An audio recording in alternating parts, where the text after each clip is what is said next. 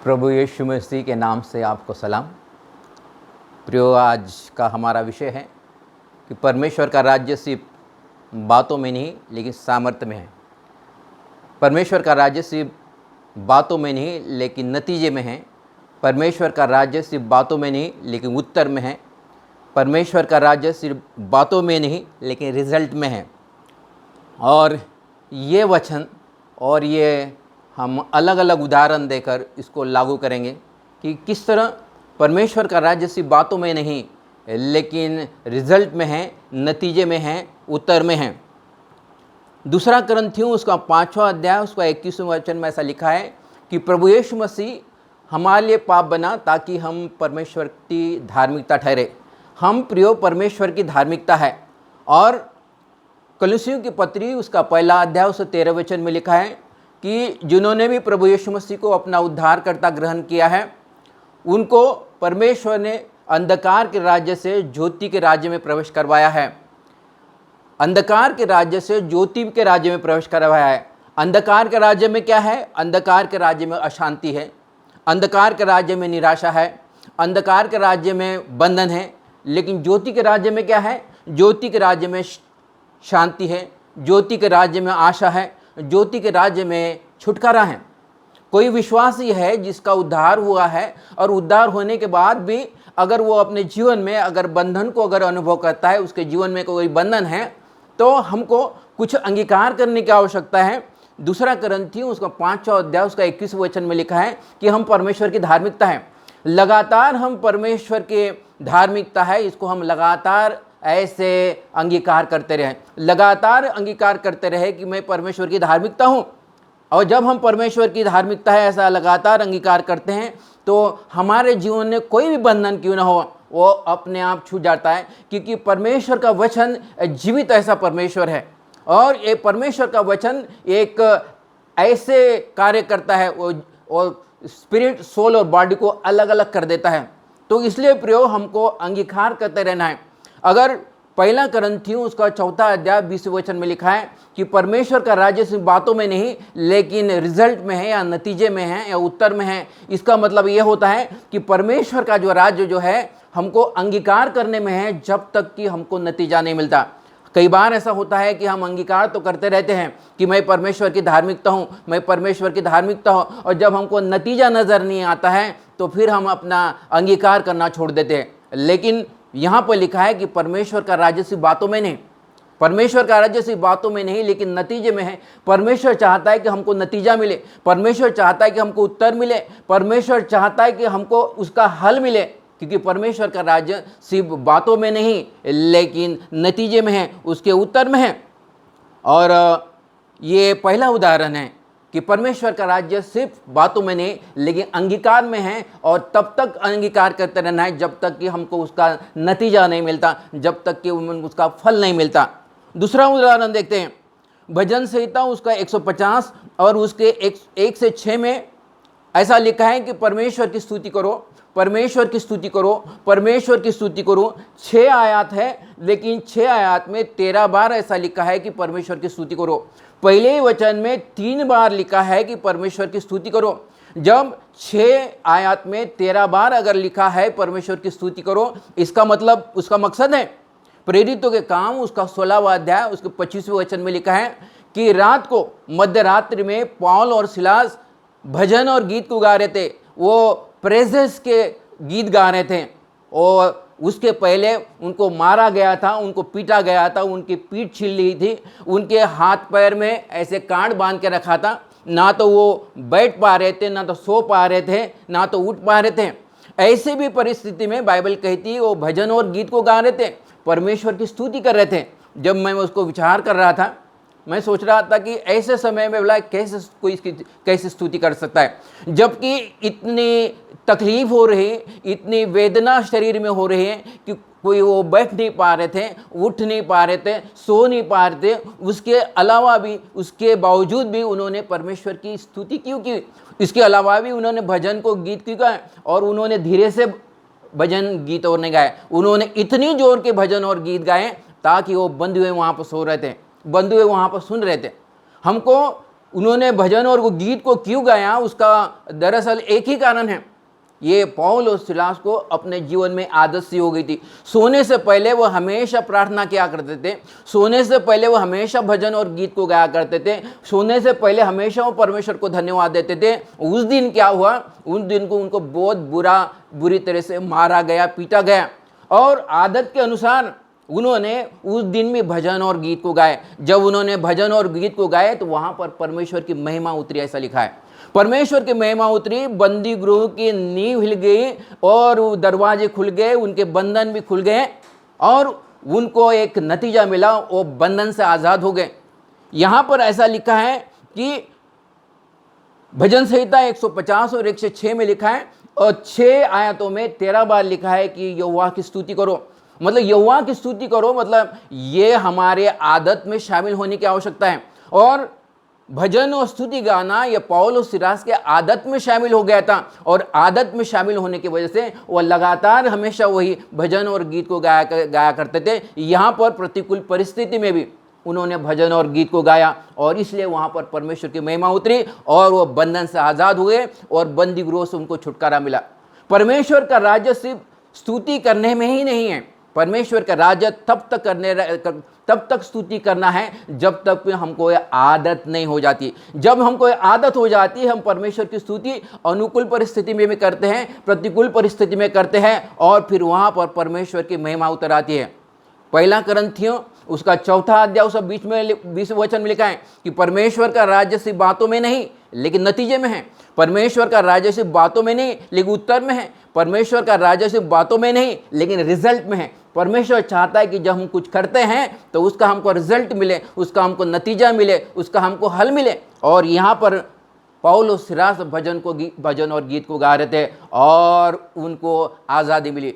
तो परमेश्वर का राज्य अगर हम कहें तो स्तुति के आदतों में है। हमको ये स्तुति की आदत हम में डालने की आवश्यकता है, क्योंकि ये स्तुति की आदत हम में डालती है तो फिर हमारे जीवन में हमको हल मिलता है, हमारे जीवन में नतीजे को मिलता है। ये दूसरा उदाहरण बाइबल में लिखा है।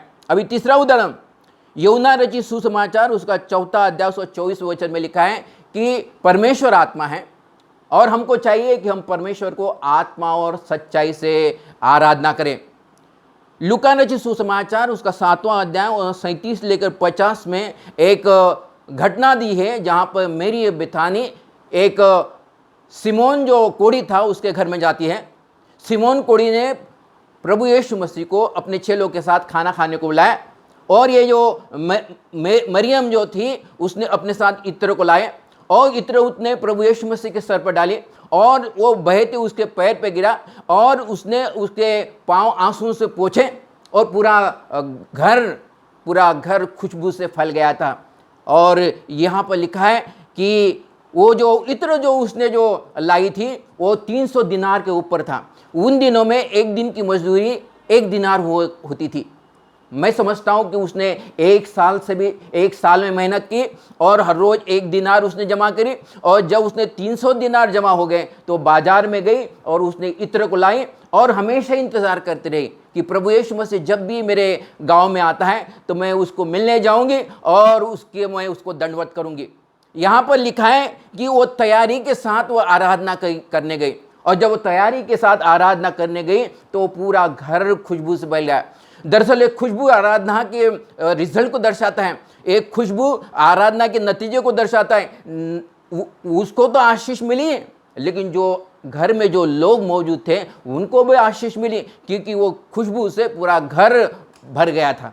प्रिय, परमेश्वर का राज्य सिर्फ बातों में नहीं है लेकिन रिजल्ट में है। परमेश्वर का राज्य सिर्फ बातों में नहीं लेकिन नतीजे में है।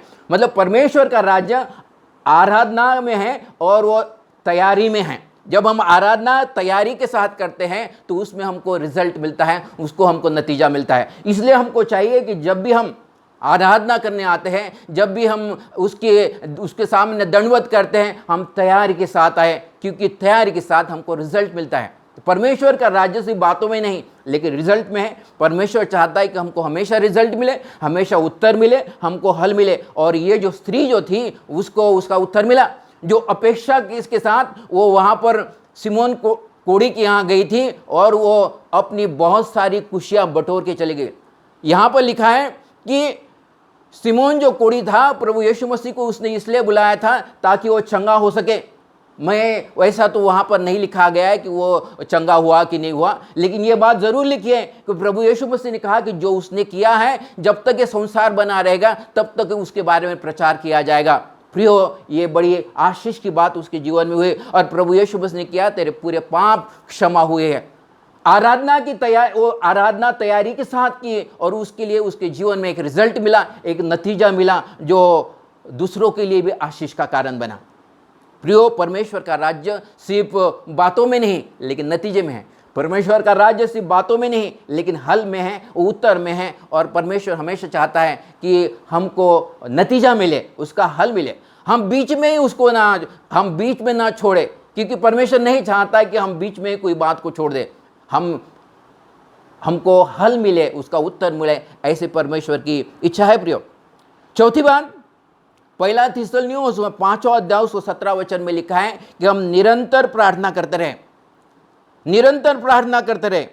और पहला राजा उसका 18वां अध्याय 41 से लेकर तो 46वें वचन में एक घटना दी है एलिया के बारे में और अहाब राजा के बारे में।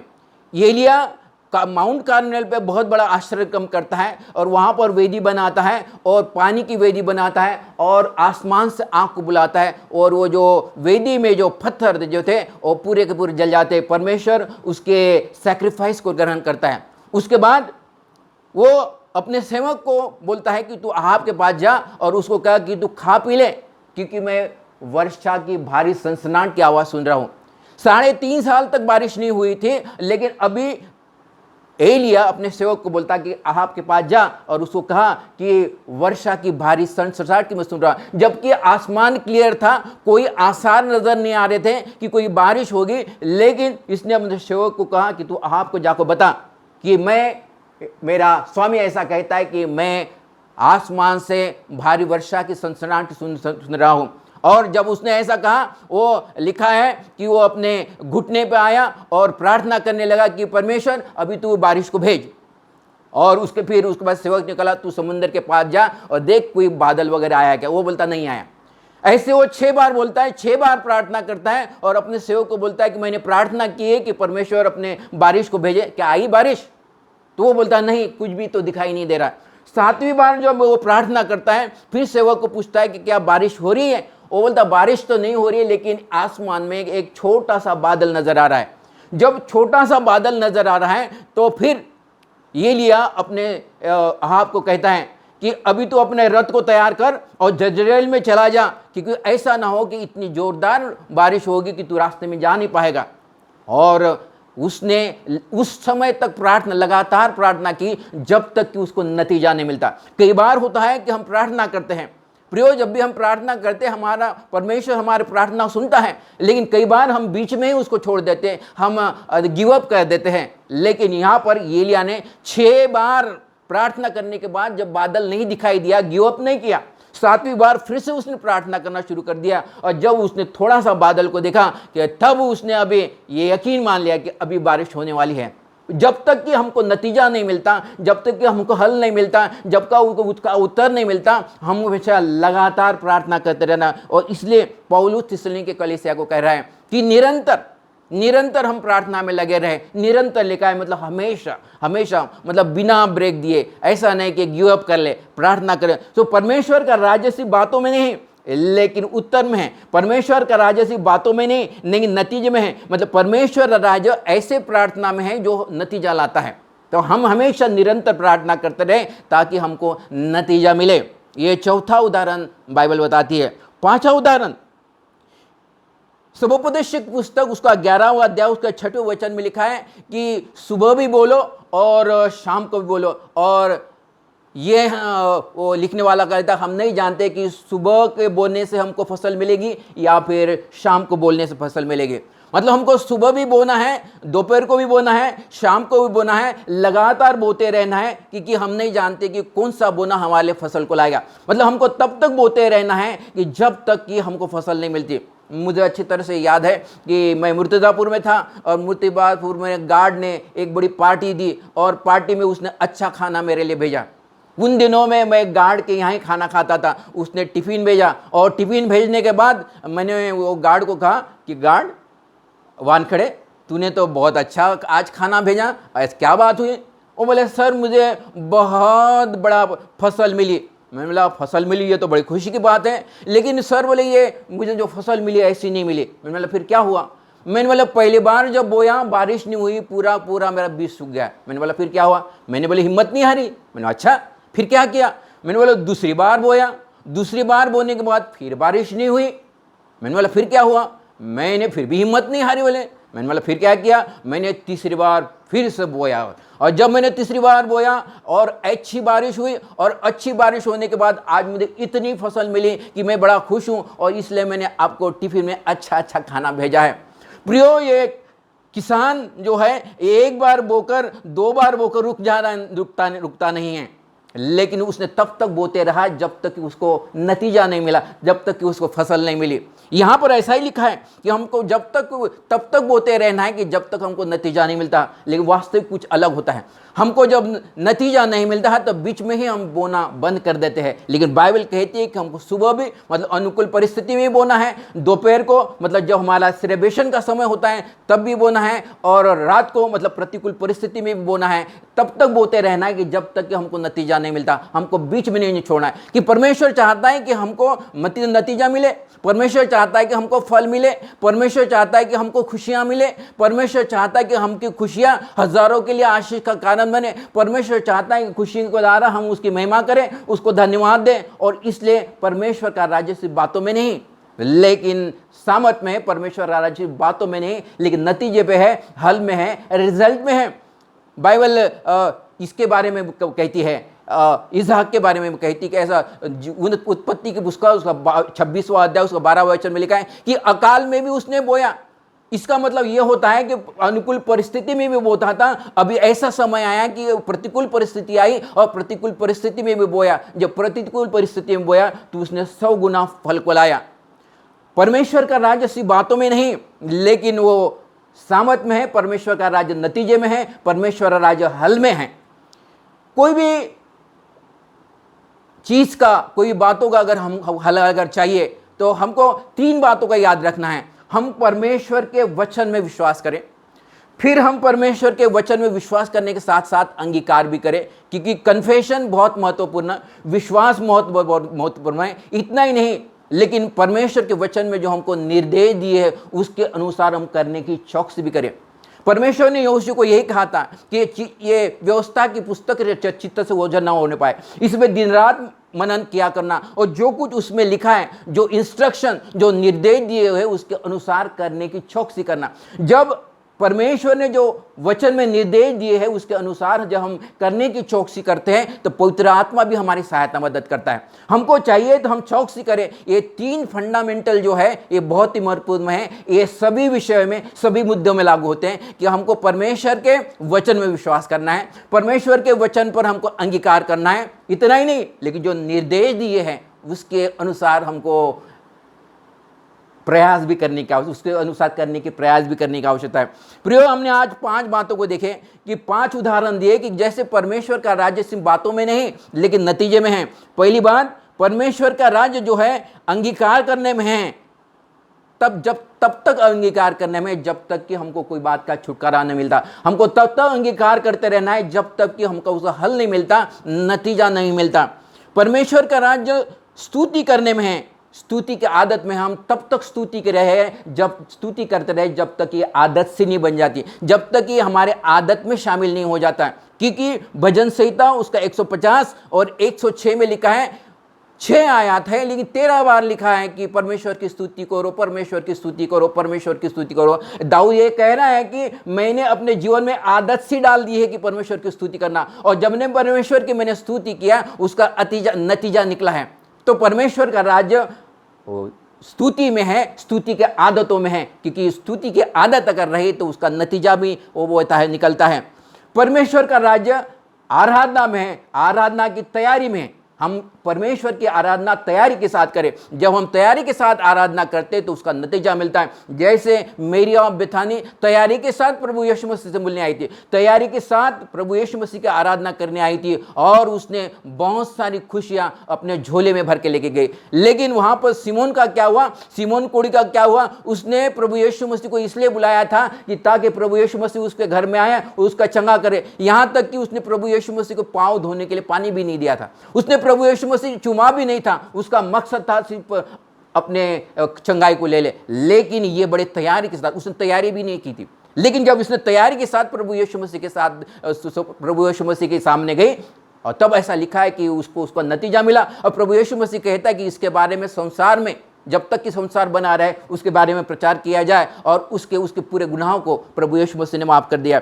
तो परमेश्वर का राज्य सिर्फ आराधना में नहीं है, परमेश्वर का राज्य आराधना की तैयारी में है, क्योंकि वो तैयारी के साथ हमेशा हमको रिजल्ट मिलता है, नतीजा मिलता है। परमेश्वर का राज्य प्रार्थना में है, और तब तक प्रार्थना करने में है जब तक कि हमको उत्तर नहीं मिलता। जैसे एलिया ने एक बार नहीं, वो तो बहुत बड़ा भविष्यवक्ता था, परमेश्वर की उपस्थिति में हमेशा वो खड़ा रहता था। वो आपको कहता है कि मैं एलिया हूं, मैं परमेश्वर के राज्य, परमेश्वर के उपस्थिति में हमेशा खड़ा रहता हूं। और उसका होने के बाद उसने बड़े बड़े आश्चर्य काम भी अपने जीवन में किए। उसके बावजूद भी जब उसने पहली बार प्रार्थना की तो कोई उत्तर नहीं हुआ, दूसरी बार प्रार्थना की तो कोई उत्तर नहीं आया, लेकिन 7 बार प्रार्थना करने के बाद एक छोटा सा बादल उसको नजर आ रहा है। परमेश्वर का राज्य सिर्फ बातों में नहीं, लेकिन नतीजे में है, रिजल्ट में है। और उसने जब 7 बार प्रार्थना की तो ऐसा लिखा है कि बहुत जोड़ों की बारिश हुई। और 5वीं बात, परमेश्वर का राज्य बोने में है, तब तक बोने में है जब तक कि हमको फसल नहीं मिलती। प्रियो, आज का वचन जो मैंने आपके सामने जो शेयर किया है, ये हमारे लिए बड़ा महत्वपूर्ण है, क्योंकि कई बार हम बातें करते रहते, हमको हल नहीं मिलता, लेकिन परमेश्वर का इच्छा है कि हमको हल मिले, उसका उत्तर मिले, और हमको उसका नतीजा मिले। परमेश्वर का राज्य सिर्फ बातों में नहीं, लेकिन नतीजे में है, रिजल्ट में, उसके हल में है। और इसलिए हम हमेशा 3 बातों को हमेशा ध्यान में रखें। हम परमेश्वर के वचन पर विश्वास करें और फिर अंगीकार करें। इतना ही नहीं, परमेश्वर के वचन में जो हमको निर्देश दिए हैं उसके अनुसार करने की कोशिश करें, क्योंकि जब हम कोशिश करते हैं, प्रयास करते हैं, तो पवित्र आत्मा हमारी सहायता मदद करता है। और जब हम ऐसा करते हैं तो हमारे जीवन में हर एक क्षेत्र में हमको नतीजा मिलता है। जब हमको नतीजा मिलता है तो परमेश्वर बड़ा प्रसन्न होता है। वो बोलता है, देखो मेरे बेटे को नतीजा मिला है, वो खुश हो रहा है, और परमेश्वर भी बड़ा खुश होता है। मैं ऐसा विश्वास करता हूँ कि ये वचन के द्वारा आपको उत्साह मिला होगा और आपको प्रोत्साहन मिला होगा। परमेश्वर इस वचन पे आशीष दे।